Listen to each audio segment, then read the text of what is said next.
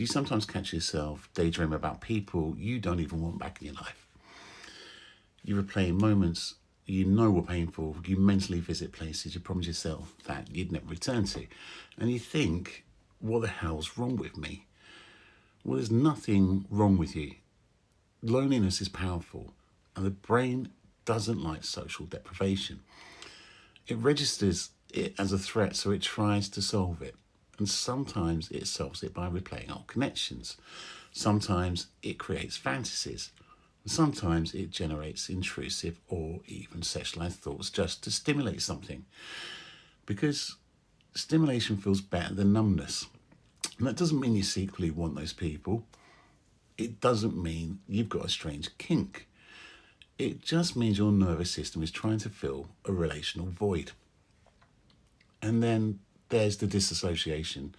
You drift off mid-task, mid-conversation, mid-day, because if you can't have connection in real life, then your mind will build a version of it somewhere else. That's not insanity, that's adaptation. When you start doing okay, when you stabilize a little, and you gain enough distance to look at the pattern objectively, that can be jarring because you realize how much time you've spent in your head, how many emotional reruns you've watched, how much of your life has been lived in imagination instead of presence, and it hits you. And you think, this is deeper than I thought. That moment isn't failure, it's awareness. Loneliness doesn't just hurt, it reshapes behavior. It trains the brain to seek connection in whatever form it can find, even if that form is a memory, a fantasy, or a distorted thought. The fact that you can now observe it means you're not fully consumed by it anymore. You're noticing when you drift. You're questioning the fantasy. You're seeing the pattern instead of living inside it blindly. And that's growth.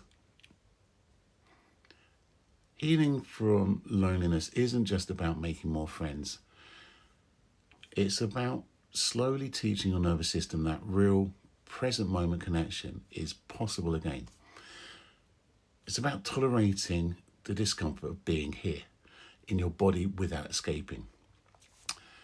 It's about building small, consistent moments of real contact, eye contact, honest conversation, even just feeling your feet on the ground.